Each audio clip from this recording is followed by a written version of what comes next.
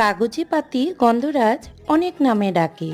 রসের স্বাদ টক জেনেও সবাই তাকে চাখে। সাইট্রাস ফ্যামিলির পরিবারভুক্ত।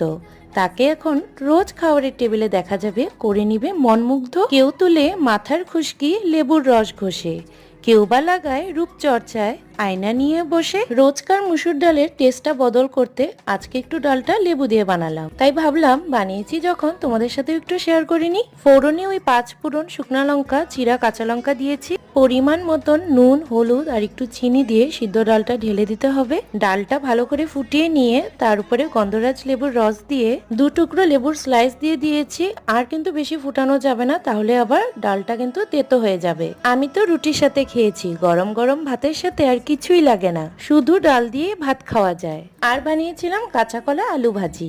দাঁড়াও লাইক করে দিয়ে যাও প্লিজ। এবার স্ক্রল করতে পারো। Goodbye.